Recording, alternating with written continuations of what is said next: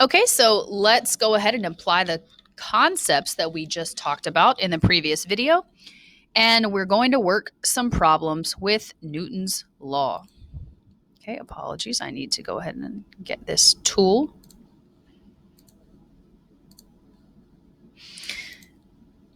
Okay, so in our first problem, we're going to look at something, in this case, a sea lion, sliding down a ramp into a pool of water.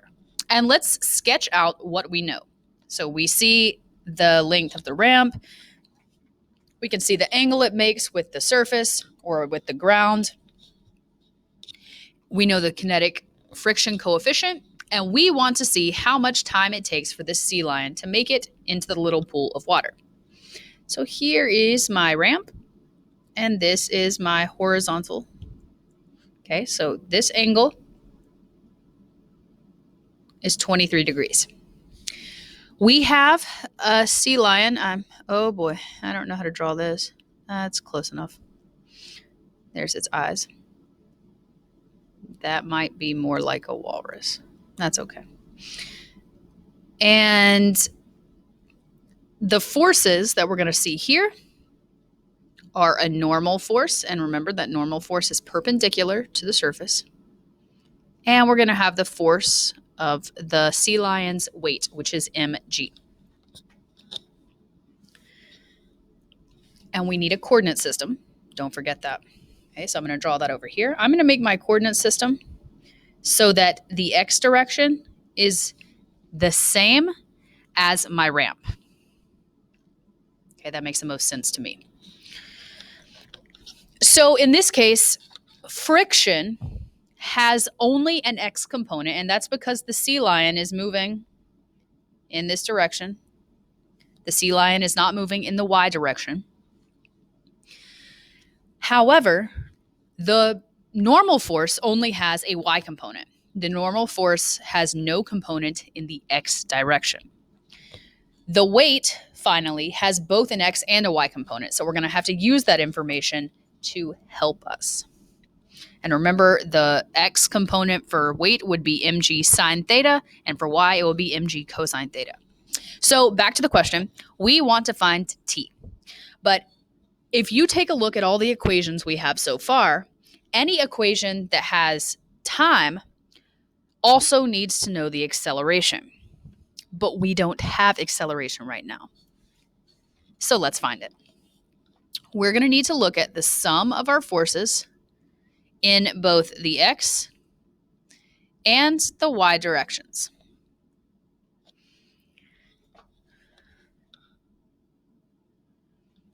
Why don't we do the easier one first?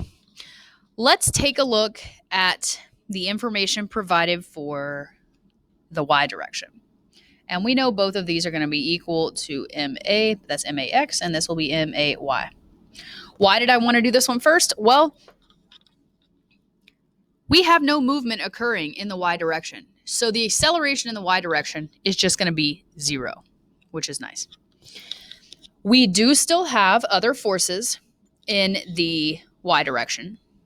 We have the normal force in the y direction. And we also have some of the weight in the y direction as well. So here's what we know.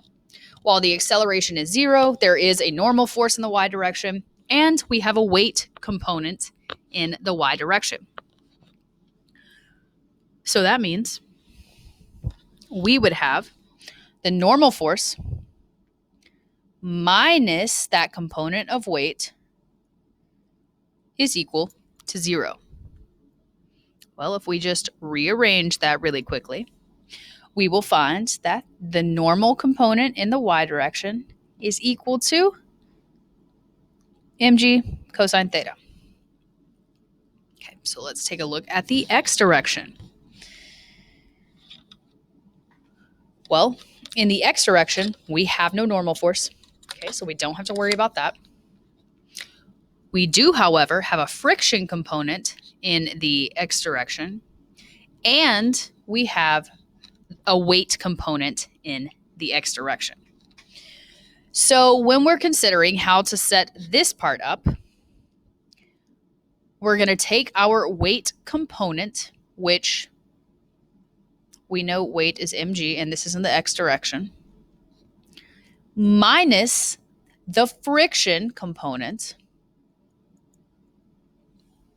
And that's going to tell us the sum of our forces in the x direction. So let's write that out a little bit clearer. Oh, I left off a very important part here. The sine theta. I'm so sorry. Okay, so we can see that mg sine theta minus our force from friction, so Fk, is equal to max.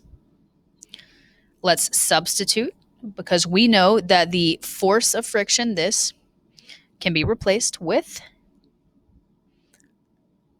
our constant times the normal force, and this is mg sine theta. And that's equal to max. Now, we can't just say that the normal force here is 0. We know from this part that the normal force is equal to mg cosine theta. So we're going to use that information and plug it in here. So mg sine theta minus the coefficient of friction times mg cosine theta is mass times the acceleration in the x direction. Okay. So we're going to rearrange this and solve. When we rearrange and solve, a couple of things are going to cancel out very nicely. Mass will cancel out. So we end up with the acceleration is equal to g times the sine of theta minus the coefficient of friction times the cosine of theta. All right, so we know what our acceleration is now. Well, we know the equation. Now we're going to plug in the numbers for g. We have our theta, and we know our coefficient of friction. And you will find that A is equal to 1.5 meters per second squared.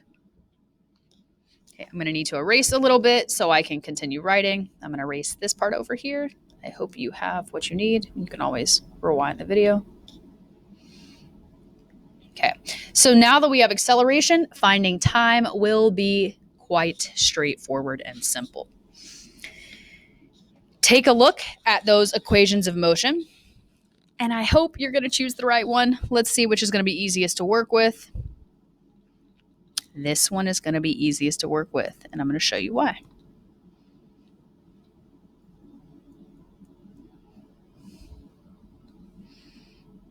Oh no, I'm running out of room. Plus 1/2 axt squared. Okay, this is easiest to work with. Why? Because this starts at 0 and this is 0, so we can get rid of those. And we have x equals 1/2 at squared. Plug in the value for a. We know the length of our ramp. We will find that t is equal to 2 seconds. So the actual part where we found the temperature was pretty quick.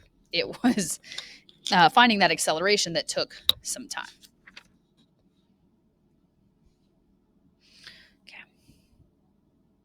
Okay, problem number 2.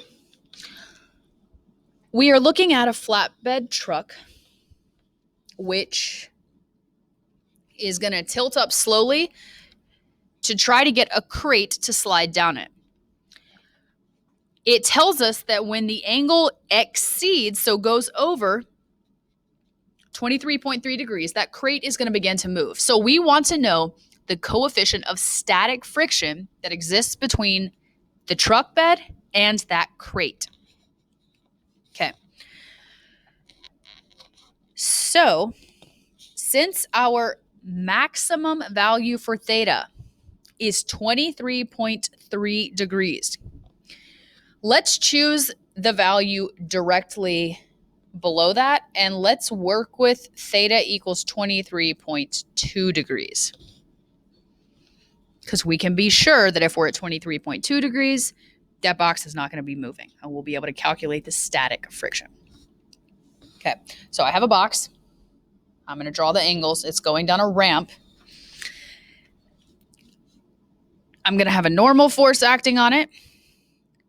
We're going to have the weight of the box, mg, and we have friction. Okay. Our friction force goes in the opposite direction of movement, so if it's moving this way, then we know that friction will be pointing in the opposite direction. There's friction. I'm sorry, kinetic friction. F with a little, not kinetic, static friction. I am so sorry. Okay, so step one. Let's go ahead and split these apart into the X components and the Y components, because we're definitely going to have some of each. I'm going to make a chart, and we're going to look at the normal force in the X direction, the force of static friction in the X direction, and the weight, which I'm just going to call W for now, but not for very long because that's also work. And we need to look at the normal force in the Y direction, static friction in the Y direction, and weight in the Y direction. I hope you can very quickly see that in the X direction, we have no normal force, so that's 0. And then we'll just call the normal force that does exist N, because it's the only one. The static friction force is in the X direction. Okay, remember, we set our coordinate system so that X is in the same direction as the ramp. So there's Y, and here's X. So friction is only in the X direction, and it's moving in the negative X direction. So this is going to be like this. Negative constant of static friction times the normal force. And in the Y direction, well, we don't have any. But weight we have in both the X and Y directions. So in the X direction, it'll just be mg sine theta. But be careful for the Y direction. We have one of those sneaky negatives. It's going to be negative mg cosine theta. So let's add up all the forces happening in the X direction. Here they are. So we're going to have mg sine theta minus, and that's in the X direction, times the normal force. Let's set that equal to max, because we can just replace force with ma. And we get mg sine theta minus, like this.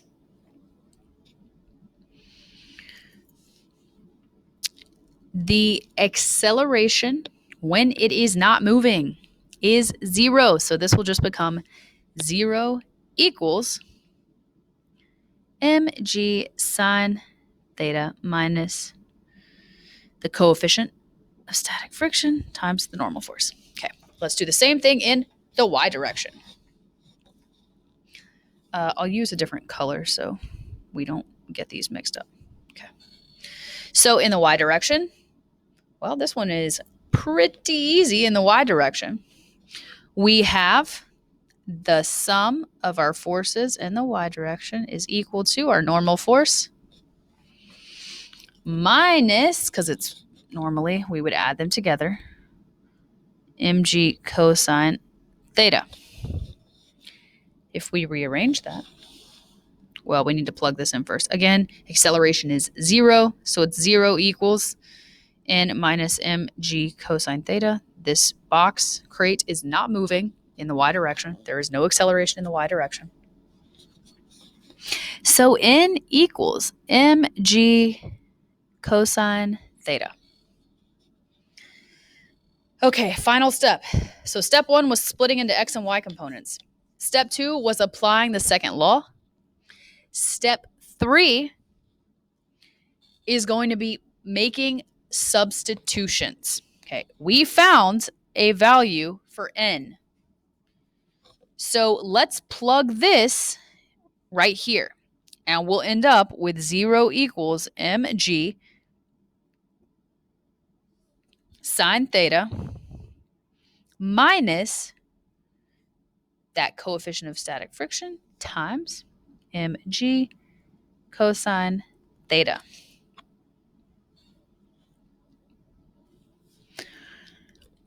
We're going to rearrange, and I think I'm going to have to go back and delete some stuff again. Yes, I'll just delete this part up here and continue writing. So for this, we see when we rearrange, we end up with mg sine theta equals that coefficient times mg cosine theta. Okay, mg cancels out on both sides, which makes our coefficient of static friction sine divided by cosine. So when we plug in our information, we just find that the coefficient of static friction is 0.429. And there is our answer. Remember, that does not have a unit. Okay. And let's head to the next problem. All right. This looks a little bit complicated. It's not too bad, though. Don't panic. So we have a traction device, and we see that it consists of 3 pulleys. 1, 2, 3. That middle pulley is attached to the sole of the foot, and we have a mass down here at the bottom that's providing the tension. We want to find the value of the mass, so we want to know what that mass is if the force that's exerted on the foot is 165 newtons. Okay. This system is not moving. So we have this weight attached, and we see that there's no movement here. Because of that, we can just say that tension is equal to mass times gravity. Obviously, it's not going to be this easy because we have X and Y components here. So we're going to have to be very careful when we're creating our system. So we have we have tension occurring in multiple parts of this system. So we're just going to call that T1 and T2. So we have a T1 in the X direction, a T2 in the X direction, a T1 in the Y direction, and a T2 in the Y direction. So let's see what's going on here. Just a second. All right, I am sorry about that. I had to step away for a moment. Also, I realized I'm over here skipping steps again. So let's go back so that you are not confused as to why I'm doing this. And when I say this, I mean separating into the components. Okay. Because I have so many different things going on here, I have this portion, this portion, this portion, and this portion of the rope, each with tensions. But these two, they're not going to really affect anything. So we're going to pay attention to what's happening here and here. Well, and when I say these top two aren't going to affect anything, I mean whatever would occur with them is going to cancel out because they're both in the Y direction. Whereas with these other two, here and here, they have both X and Y components, so they will not perfectly cancel out. Okay, so this rope, we're going to call this T1. Okay, and T1, again, it has components in the X and the Y direction. Now, be careful here. The x direction, and I'll redraw this here. Here's x, here's y. That means y is over here, which is opposite from the angle theta. That means this first tension in the y direction is associated with sine and not cosine. And so the x direction is associated with cosine and not sine. So in our case, we are going to have the tension multiplied by the cosine of theta, which in our case is 40, and that's in the x direction, plus the tension, the sine of theta, and that's in the y direction. And then for our second rope down here, the second portion, we're going to have the same thing, almost the same thing. So our x is going to be the same. But we do have a difference here with the y direction. This y direction is pointed down in the negative y direction. So it's going to be minus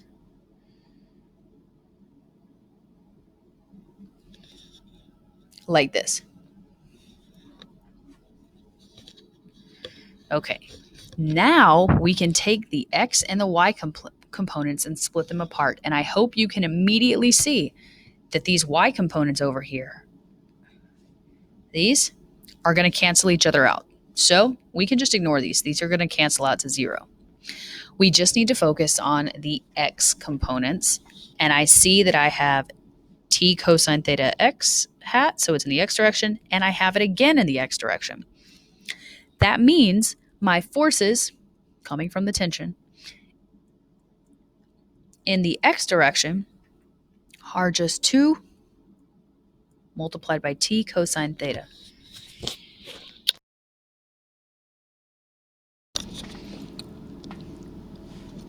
Let's plug in the information we need. So we just need to put the cosine of theta in, or I'm sorry, we need to put 40 in for theta. And we know the force, which in our case is 165 newtons. And we'll be able to solve for tension, and you should get 108 newtons. However, we have been asked to find mass. We needed tension in order to find mass. Now that we have it, we see 108 newtons equals mass multiplied by gravity. When we solve for mass, you should find that it is 11 kilograms. So that is how you would work this problem with a traction device.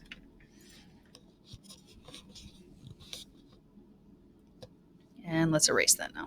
Okay. All right, so we're going to, instead of working a problem this time, we're going to do a concept problem. We are looking at 2 scenarios. Scenario 1, where a person is keeping a bucket of water from moving by holding onto a rope. And scenario 2, where the person has just tied the other end of the rope to the bucket to keep it from moving. And we want to know, is the tension in the rope going to be greater than, less than, or equal to the tension in the first case? So will the tension in that second rope, or in the second scenario, be greater than, less than, or equal to the tension in that first scenario?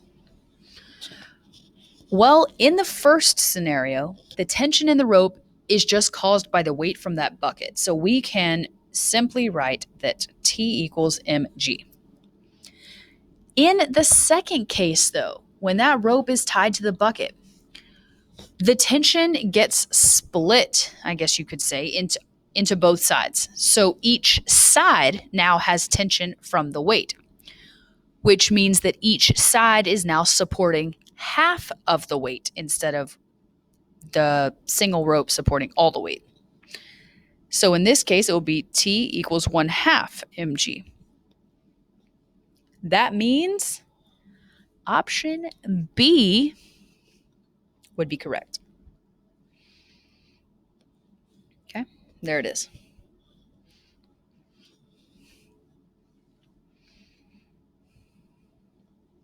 Hopefully that one's a little bit easier than the first couple. Okay. Let me erase that. And this time we have another concept question. So we're going to look at another pulley system, but this time we have two masses and they're connected by a string that's passing over the side of a table. And normally we would get to do a lab with this, but since they're virtual right now, it's more challenging to find appropriate labs, though y'all will be going back in October, so it'll get better with the lab component. Mass 1 is going to slide without friction on a horizontal tabletop. So we have a horizontal tabletop. We have a mass here. There's some kind of pulley here, and we know that this goes like that. There's the rope, drops down, and we have some other weight down here. That might help you to visualize. Mass 1, mass 2. So mass 2 is falling vertically downward. It's moving in this direction. Both masses are moving with a constant acceleration. So we want to know if the tension in the string is greater than, less than, or equal to the weight of that second block. So is the tension in the string greater than, less than, or equal to the weight of the second block? And then once you determine that, we need to know what the best explanation is for your prediction. So let's consider the various forces acting in this system. For this mass, we know there's some kind of tension in the rope. It has an acceleration in that direction. And if it's moving, there's going to be a force of kinetic friction, which I'll label Fk. On this second mass, we have tension, which is pulling in the opposite direction. We have the weight from the mass. And again, this is A. This is the acceleration because it says it's moving vertically downward. When you look at all of these tensions, I hope that you can see that the tension in the string is going to be less than the weight of that second block. Okay, now why? That's because acceleration is in the downward direction. Acceleration is this way. So in order for something to move downward, we have to have a net force that is greater than 0. The only way that would be possible here, okay, so if we're considering the scenario here in this part, we have the tension minus the weight. So that tension has to be less than the weight in order to get a negative force. Or I'm sorry, a force that allows us to move in the negative direction, which would be a negative force. Okay. I hope that makes sense. If it doesn't, again, please feel free to reach out to me. So which one of these explanations worked for that? Well, it would be explanation number 2. The mass is accelerating down, so the tension has to be less than the weight, so that net force is downward in the negative y direction, we would say. Or depending on your coordinate system, it could be negative x. So we'll just say down.